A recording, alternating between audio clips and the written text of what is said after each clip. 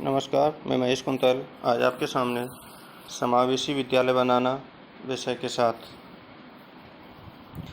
जैसा हमें पता है कि हम लगातार शिक्षा आयोगों के बारे में अध्ययन कर रहे हैं। जो स्वतंत्रता के बाद में जो शिक्षा आयोग बने उनके बारे में, जैसे पिछले अध्यायों में हमने राष्ट्रीय कोठारी शिक्षा कमीशन के बारे में अध्ययन किया। इसके बाद राष्ट्रीय शिक्षा नीति 1986 के बारे में हम लगातार इसका अध्ययन कर रहे हैं। उसे ही कंटिन्यू करते हुए हम पढ़ रहे हैं। जैसे कल हमने इससे संबंधित अनेक विषयों पर चर्चा की थी, जैसे कि राष्ट्रीय शिक्षा का क्या स्वरूप होना चाहिए, इस शिक्षा का क्या नया रूप होना चाहिए, तथा इसमें समानता के लिए भी शिक्षा पर जोर दिया गया है। और समानता के लिए शिक्षा पर महिलाओं की समानता हेतु शिक्षा, अनुसूचित जाति जनजाति के लिए शिक्षा, प्रौढ़ शिक्षा तथा विभिन्न स्तरों पर जो शिक्षा का पुनर्गठन किया गया है उसके संबंध में हमने कल जानकारी ग्रहण की थी। इसके संबंध में जो राष्ट्रीय शिक्षा नीति 1986 जो लागू की गई थी उसमें सभी स्तरों पर क्या है कि इस आयोग ने अपनी सिफारिशें दी हैं। इनमें शिशुओं की देखभाल से संबंधित भी अपनी सिफारिश दी है, प्रारंभिक शिक्षा से संबंधित सिफारिश दी है, और अनेक प्रकार का जैसे कोई भी कमी रही है उन कमियों को पूर्ण या समाप्त करने के लिए विभिन्न प्रकार के ऑपरेशन भी चलाए गए हैं। जैसे कि उनमें से एक ऑपरेशन जिसका नाम आपको बता दूं मैं, ऑपरेशन ब्लैकबोर्ड आता है, जिसमें बच्चे से संबंधित जो अधिगम करता है बच्चा, उससे संबंधित कोई भी अगर किसी भी प्रकार से उसकी समस्या आती है, उस समस्या को पहचान कर और उसे मूल रूप से समाप्त करने के लिए जो नीतिगत प्रयास किए गए थे उन्हें ऑपरेशन ब्लैकबोर्ड के नाम से जाना जाता है। और इसमें जो छोटे छोटे बच्चे होते हैं उनमें जैसे उनके खिलौने, ब्लैकबोर्ड, नक्शे, चार्ट, शिक्षण सहायक सामग्री आदि के द्वारा उसमें सभी प्रकार की उनकी समस्याओं को सुलझा जाता है। इसके बाद जैसे अनौपचारिक शिक्षा, काफ़ी ऐसे विद्यार्थी हैं या फिर कुछ प्रौढ़ या वयस्क व्यक्ति हैं जो अपनी जो निश्चित स्थान है शिक्षा का विद्यालय और उस समय पर शिक्षा ग्रहण नहीं कर सकते, तो उनको शिक्षित करने के लिए भारत सरकार ने एक नीति का निर्धारण किया था जिसे अनौपचारिक शिक्षा के नाम से जाना जाता है। और अनौपचारिक शिक्षा में इसमें क्या बताया गया था कि इसमें बताया गया था कि इसमें जो 18 वर्ष से ऊपर के जो महिला एवं पुरुष हैं उनको उनकी आवश्यकता के अनुसार शिक्षा देना, जैसे वो जिस स्थान पर जिस समय शिक्षा ग्रहण करना चाहते हैं उनको उसी प्रकार से उन्हें शिक्षित बनाया जाना। इसी प्रकार अनौपचारिक शिक्षा का ये उद्देश्य था। इसके बाद माध्यमिक शिक्षा से संबंधित इन्होंने अपने सुझाव दिए। इसी प्रकार नीति निर्धारित विद्यालय जैसे नवोदय विद्यालय से संबंधित सुझाव दिए, जो कि ग्रामीण क्षेत्रों में पढ़ने वाली प्रतिभाशाली विद्यार्थियों को उचित ढंग से उनका विकास किया जा सके। आगे इससे संबंधित शिक्षा के व्यावसायीकरण से भी संबंधित इसमें हमने उससे संबंधित अनेक प्रकार के सुझाव इस आयोग ने दिए। इसके बाद उच्च शिक्षा से संबंधित दिए, डिग्री को नौकरी से अलग करना। ऐसे ही हम कई बार हमारे सामने ऐसी परिस्थिति आ जाती हैं जब हम उस डिग्री को नौकरी में ही सबमिट कर देते हैं, अतः उस डिग्री को नौकरी से अलग करते हुए इन्होंने ऐसे सुझाव दिए, जैसे हम कोई भी उद्योग धंधा स्थापित कर रहे हैं, उस कोई भी संस्था में या फिर ग्रामीण या समुदाय विकास कार्यक्रमों के मध्य, पूरक क्षेत्रों के मध्य जो जाल प्रणाली स्थापित की गई है उसमें अपनी तकनीकी को भी बढ़ावा देने से संबंधित इन्होंने अपने विचार व्यक्त किए हैं। तो उससे संबंधित आज हम जो अध्ययन कर रहे हैं, एक तो सबसे महत्वपूर्ण बात है तकनीकी एवं प्रबंध शिक्षा। इसमें इस आयोग के द्वारा जो सुझाव दिया गया था, इसमें बताया गया था कि तकनीकी एवं प्रबंध शिक्षा संस्थानों को आधुनिक अधिगम सुविधाओं तथा पुस्तकालय कंप्यूटर से सज्जित किया जाएगा। तकनीकी संस्थान एवं उद्योग शोध विकसित संस्थानों, ग्रामीण एवं समुदाय विकास कार्यक्रमों तथा शिक्षा के पूरक क्षेत्रों के मध्य जाल प्रणालियां स्थापित भी की जाएंगी।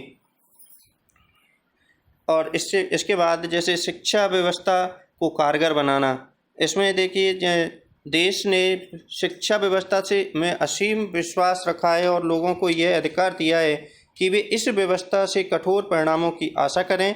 सबसे पहला काम तो इस तंत्र को सक्रिय बनाना है।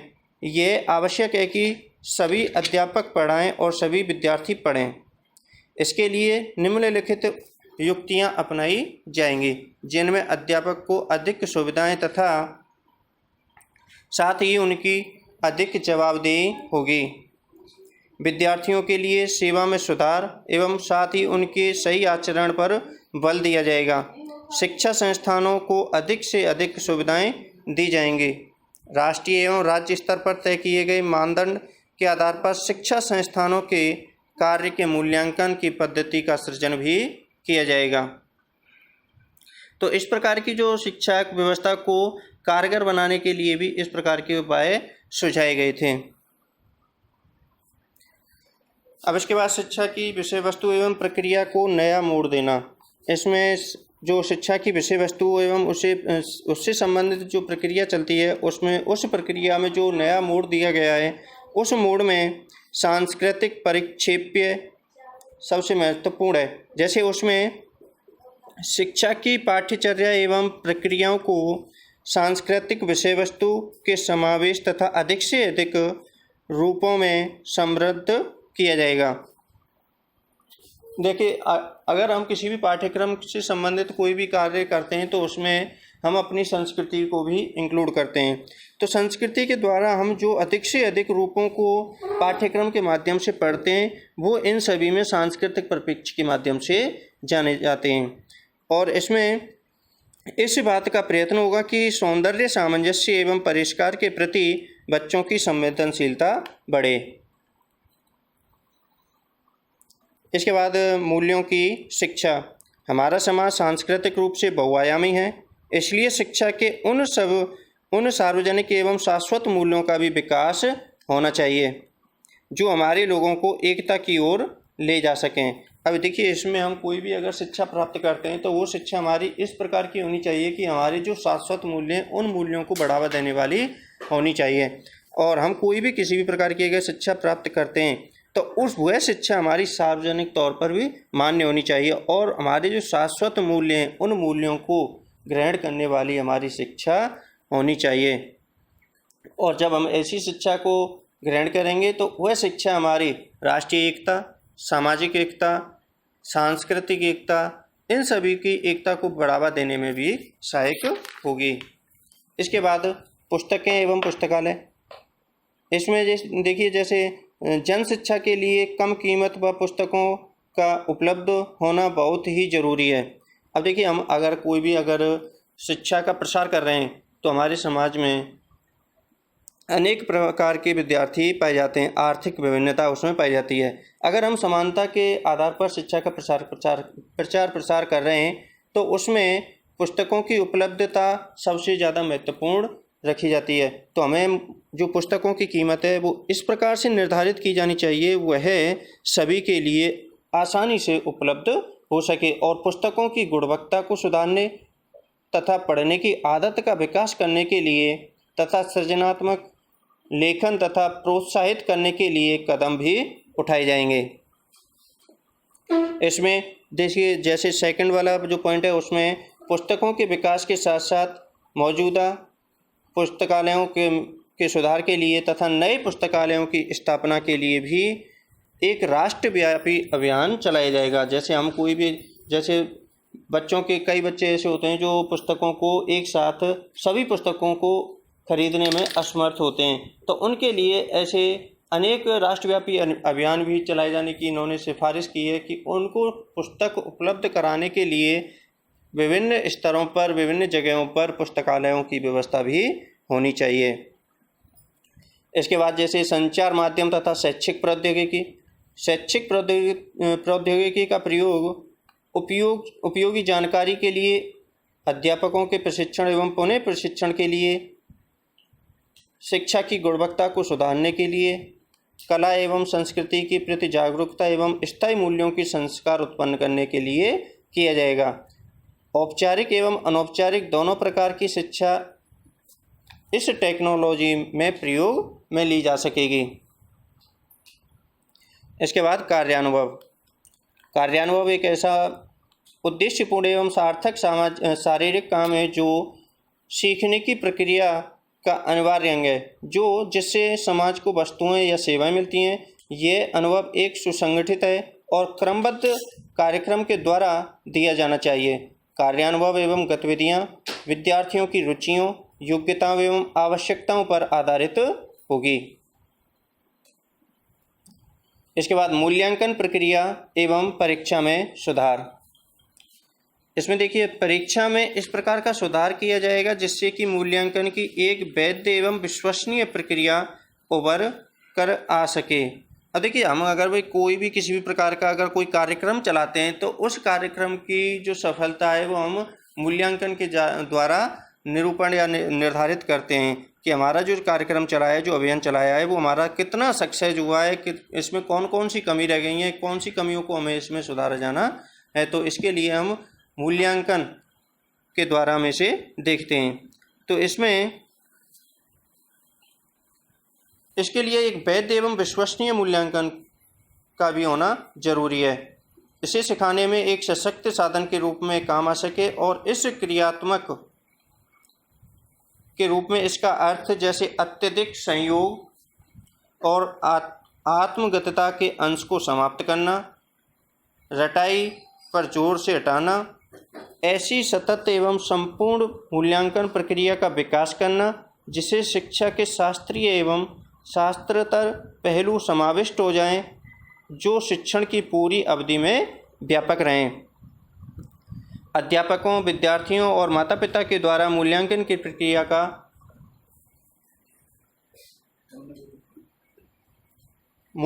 प्रक्रिया का प्रभावी उपयोग भी कर सकें। परीक्षा के आयोजन में सुधार की आवश्यकता।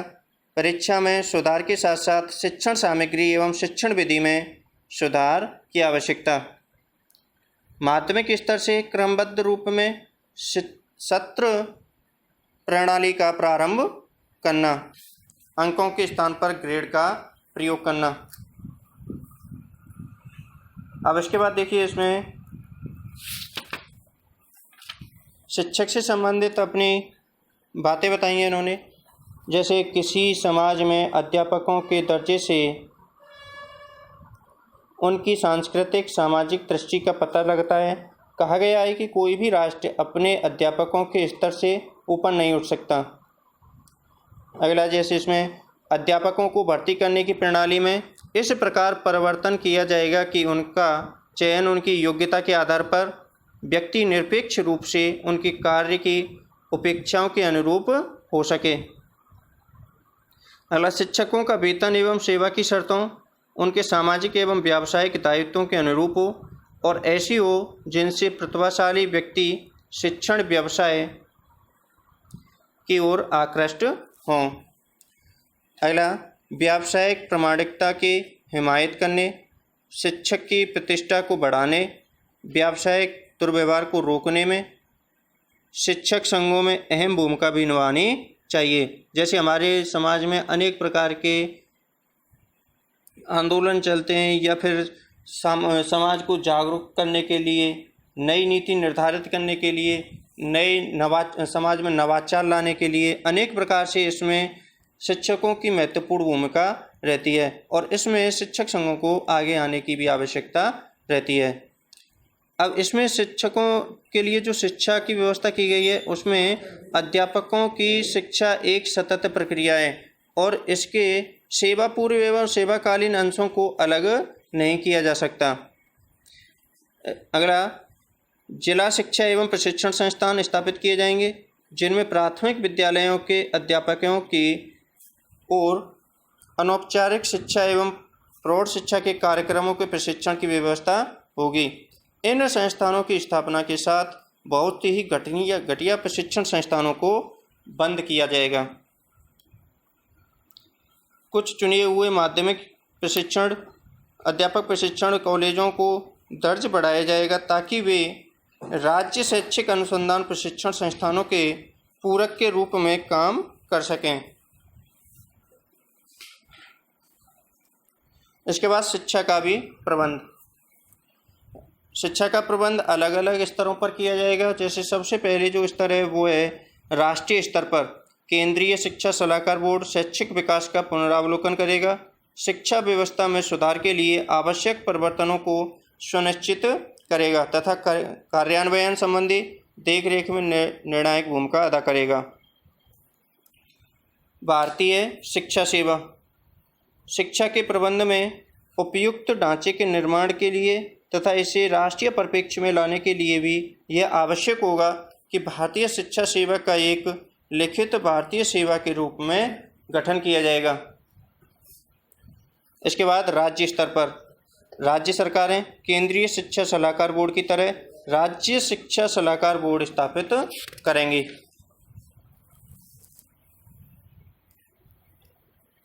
इसके बाद जिला एवं स्थानीय स्तर पर देखिए शिक्षा का जो स्तर है वो अलग अलग प्रकार से बांट दिया गया है। सबसे पहले राष्ट्रीय स्तर, उसके बाद भारतीय शिक्षा सेवा, उसके बाद राज्य स्तर, उसके बाद जिला एवं स्थानीय स्तर। इसमें उच्चतर माध्यमिक स्तर के शिक्षा का प्रबंध करने के लिए जिला शिक्षा बोर्डों की स्थापना की जाएगी।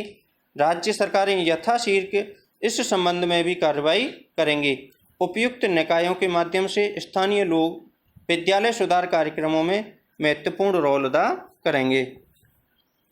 इसमें स्वैच्छिक एजेंसियां तथा सहायता प्राप्त संस्थान हैं। अब इसके बाद गैर सरकारी तथा स्वैच्छिक प्रयासों को जिनमें समाजसेवी सक्रिय समुदाय भी शामिल हैं प्रोत्साहन दिया जाएगा और वित्तीय सहायता भी प्रदान की जाएगी, बशर्ते कि उनकी प्रबंध व्यवस्था भी ठीक हो। इसके बाद संसाधन तथा इसकी समीक्षा। शिक्षा को राष्ट्रीय विकास एवं उत्तरजीविता के हेतु पूंजी निवेश का एक अत्यंत आवश्यक क्षेत्र माना जाता है। राष्ट्रीय शिक्षा नीति 1986 में यह निर्धारित किया गया था कि शिक्षा में पूंजी निवेश में क्रमशः इस प्रकार वृद्धि की जाएगी कि वह राष्ट्रीय आय के 6% के व्यय के स्तर तक पहुंच जाए। यह अत्यंत महत्वपूर्ण है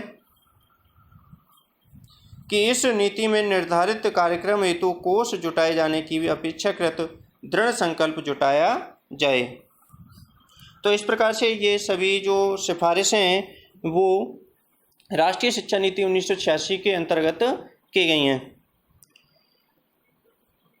तो आज का हमारा जो लेसन है वो राष्ट्रीय शिक्षा नीति 1986 के साथ समाप्त होता है। जय हिंद, जय भारत।